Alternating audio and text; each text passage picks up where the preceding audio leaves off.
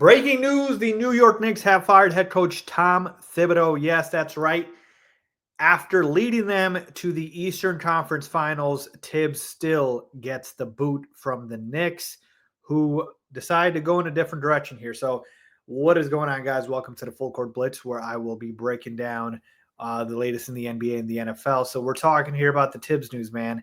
And when I saw the reaction on my phone, right, when I got the notification, I was surprised and I wasn't surprised, right? Like, very rarely do you have that same sort of reaction here at the same time, which is like you're surprised, but you're also not surprised. And the reason why is because Tibbs is such an interesting coach where you just know what you're getting from Tibbs, but also you know exactly what you're not getting from Tibbs. All right, so let me explain. So Tom Thibodeau was the Chicago Bulls head coach, right? And I'm a Bulls fan, so I got to take you back to those days with the Bulls with his first head coaching job after he was an assistant coach with the Celtics, helped them on that 08 title run. So the Bulls hired Tibbs, and honestly, we haven't had success like that since Tom Thibodeau, right? We made an Eastern Conference Finals. Those were the Derrick Rose years. Like, everybody remembers the Bulls versus the Heat and those runs in the East. They were the first seed. They were a team that actually was relevant, unlike the Bulls team today. So knowing Tibbs from that time till now, if you ask me, hey, do you think Tibbs has evolved and changed as a head coach since coaching the Bulls way back when in 2010? And I would tell you, not really. I think he's largely the same coach. He's a damn good coach, but he's largely the same coach.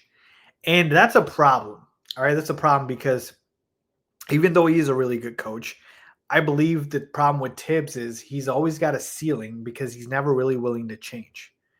All right, and that's the thing here where I feel like the Knicks decided to go in a different direction for, which is Tom Thibodeau. They probably think this is the ceiling.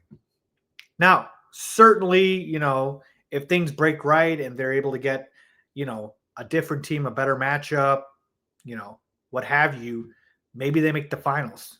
But does anybody believe they're beating OKC? Of course not, right? So my point is, I think the Knicks saw the writing on the wall, which is, hey, I think we know this is the farthest that we can get with Tibbs. Now, a lot of people on social media were making the Mark Jackson comparisons, right? You take a team out of the basement, build them up, get them to relevancy, have them be a solid basketball team, and then somebody else comes in and runs the show and you get the boot. And that's what happened with Mark Jackson. But nobody's going to argue that Steve Kerr wasn't an upgrade. And I don't know who the next head coach is going to be for the Knicks. Mike Malone is certainly, I think, the favorite.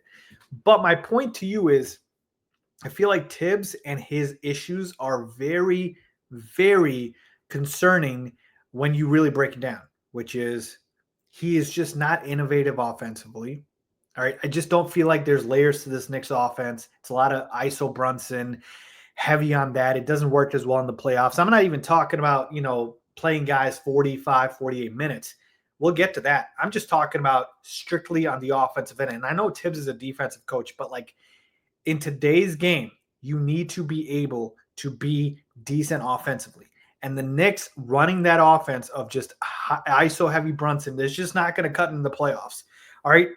And Tibbs needs to be able to have an identity on his offense where it's not just guys, going one-on-one.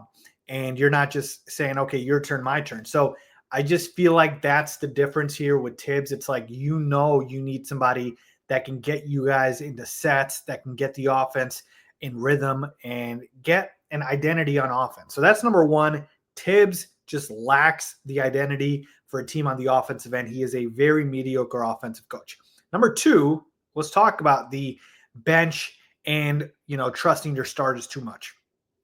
I felt like there were times in the Indiana series where Tibbs clicked the right buttons. I think it was game 3, and he wasn't afraid to bench Jalen Brunson or Cat or Josh Hart because of defensive or offensive purposes, and he was willing to play the bench guys, and they were giving him a spark, and that's what led them to be able to win that game. And then there's been times where I've seen the Knicks, I think it was game 6 against the Celtics, they were up, by like 20. The game was over. And it's like the fourth quarter with like 5 minutes left, and he's still got starters out there. He's still got Cat out there. And then Cat's coming out. It's like, okay, you're going to get the scrubs in now, right? No, OG checks in. It's like, what are you doing, Tibbs? What are you doing? All right. Take your starters out. So it's like, yeah, if you're going down, I'm going down with my best guys. I get that, but you will not win in today's NBA if you do not have a bench that you trust. And yes, the Knicks don't have a great bench, right? You got guys like Landry Shamet, Campaign, who should have never been playing, Precious Achua. I get it.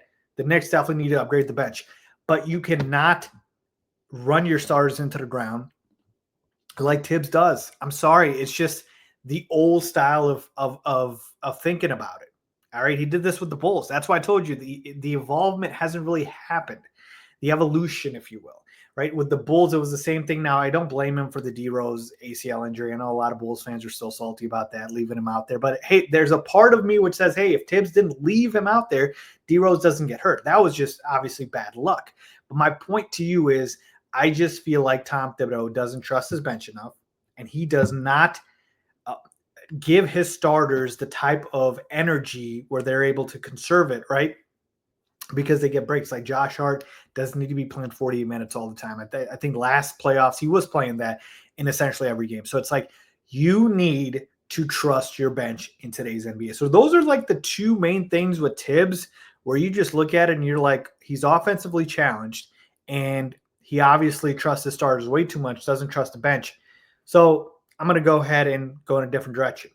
Now, I do feel like the Knicks, in a world where they could have run it back, it wouldn't have been the worst thing to bring Tibbs back. Continuity matters, right? First season with this entire team, the starting five, and it's like, you need to build off that. They made the Eastern Conference Finals. So there is certainly a world in which it would have made sense to bring back Tibbs. I'm just telling you right here, right now, why I think the Knicks did it. Now, as far as whether or not it was the right move, I believe I would have made this move if we had the same result next season. I don't think I would have made this move right now, coming off of Eastern Conference Finals appearance in God knows how long, right? I would have done this and ran this team back, right? I would have made upgrades on the bench, but I would have ran this team back with the starters, with Tibbs, and I would have seen the chemistry grow, and I would have seen the continuity. And then in next year's playoffs, if we're having the same result, we topped out in the Eastern Conference Finals, we see the same issues with the offense, same issues with Tibbs not trusting his bench of starters, then I'm probably firing Tibbs at that point. All right. I think I would have just waited one more season, because I think Tibbs deserved that. And I feel bad for the guy, man. Look, on a personal note, I never really get into it, but for as far as my knowledge, Tibbs is not married. He's not a guy that, really has any thing that he's interested in, I feel like, outside of basketball. Like, he's married to the game, point blank, period. So it's like, if there's any guy that I want to win a chip, it's Tibbs, because he deserves it, because ball is life, and that is exactly what Tibbs embodies. But obviously it just sucks at the end of the day. It is what it is. So to me, I would have waited another season to make this move. I would have ran it back. I think continuity, chemistry matters. That's what the Pacers did, right? They didn't fire anybody or change their team much last season. After last season, they brought them back, and now look, they made the finals. But I also do understand why the Knicks did it. So here we are, people. Let me know what you guys think about the Knicks firing Tom Thibodeau. Leave a comment down below with your thoughts. As always, thanks for watching.